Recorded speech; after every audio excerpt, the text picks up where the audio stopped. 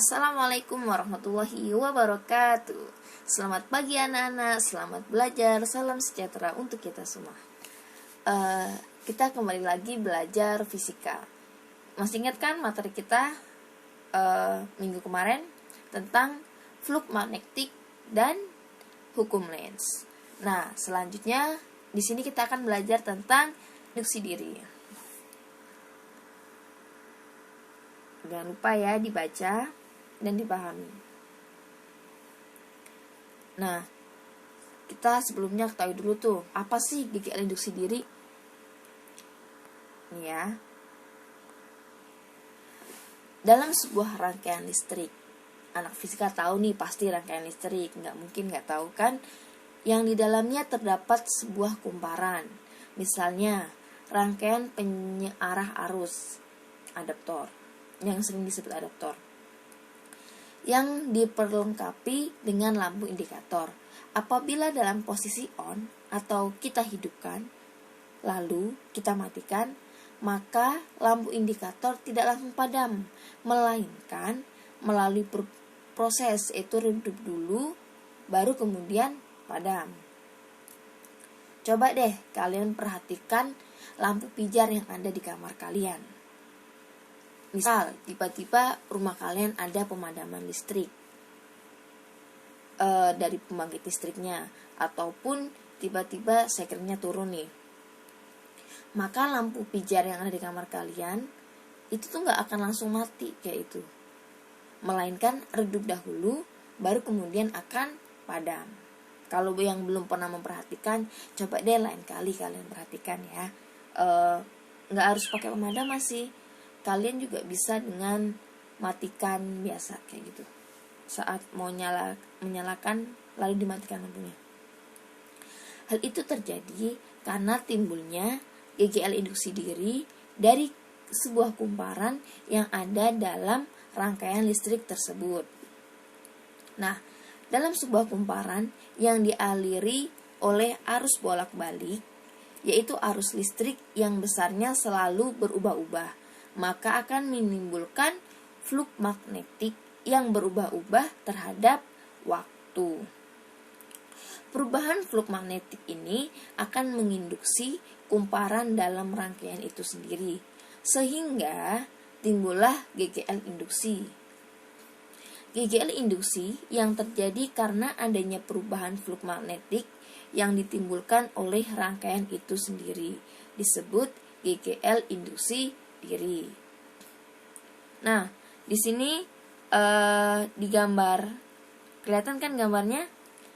Gambar 5.8, GGL induksi diri pada kumparan menyebabkan lampu tidak langsung padam. Nah, ketika saklar ditutup, lampu akan langsung menyala. Sebaliknya, pada saat saklar dibuka kembali, lampu tidak akan langsung padam, tetapi melalui redup terlebih dahulu baru akan padam, seperti yang telah Ibu singgung di depan tadi ya. Nah, selanjutnya GGL induksi diri besarnya tergantung pada kecepatan perubahan kuat arus listrik yang terjadi. Arah arus induksi yang terjadi sedemikian rupa akan menimbulkan medan magnet yang berlawanan dengan medan magnet yang menyebabkan timbulnya perubahan fluk magnetik. Nah, kelihatan nggak rumus ini? Epsilon sama dengan L dl per dt.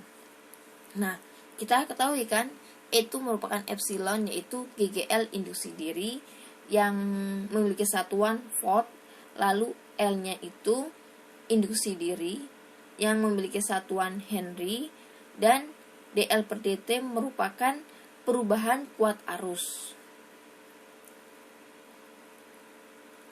Nah, kalau ada yang bingung bisa tanyakan ya. Nah, di sini Ibu akan memberikan contoh soal. Misal nih, nomor 1, sebuah kumparan mempunyai induktasi diri sebesar 5 Henry. Jika pada kumparan tersebut terjadi perubahan kuat arus listrik sebesar 10 ampere per sekon, besar GGL induksi diri yang timbul pada ujung-ujung kumparan tersebut adalah L sama dengan yang kita sebagai anak fisika kita harus membiasakan diri ketika menyelesaikan soal dengan diketahui, ditanya, dan dijawab. Oke? Nah, yang pertama L yaitu 5 Henry. Lalu DL per DT-nya 10 ampere per sekon. Yang ditanya di sini GGL induksi diri ya. Dijawab kita pakai rumus yang ada di depan tadi. Epsilon sama dengan L DL per DT. Nah, kita ketahui L-nya tadi berapa? 5. Lalu kita kalikan dengan 10 ampere per sekon. Jadi 5 kali 10 adalah 50 volt. Nah, itu ya anak-anak. Selanjutnya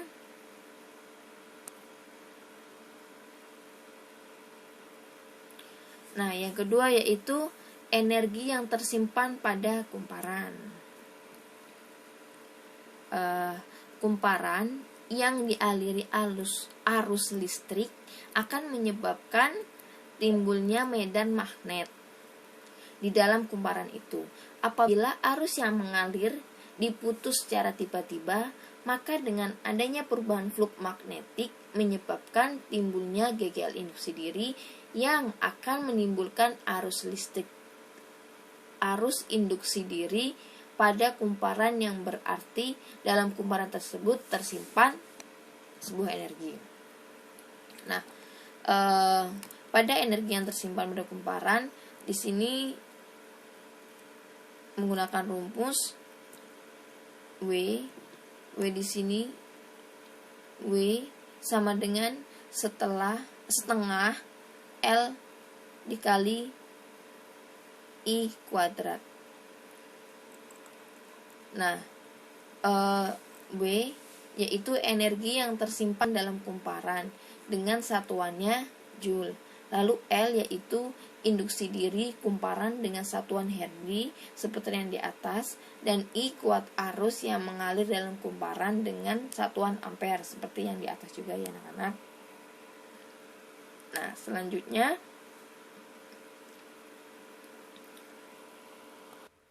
yang ketiga ada induksi diri pada solenoida dan toroida. Nah, solenoida adalah kumparan yang panjang. Ini secara singkatnya ya. Sedangkan toroida adalah sebuah solenoida yang berbentuk melingkar. Untuk menentukan induktansi diri pada kumparan tersebut dapat menggunakan persamaan berikut. L sama dengan mu 0 N kuadrat A per L. Nah ya, di sini kita ketahui L yaitu induktansi diri dengan satuan Henry seperti yang di atas. Lalu mu 0 itu permeabilitas ruang hampa, yaitu 4pi kali 10 min 7 WB A min 1 M min 1. N panjang lilitan pada kumparan seperti biasanya, seperti yang di atas. A luas penampang kumparan dengan satuan F kuadrat, dan I panjang lilitan kumparan dengan satuan meter. Itu saja yang bisa Ibu sampaikan. Kurang lebihnya mohon maaf.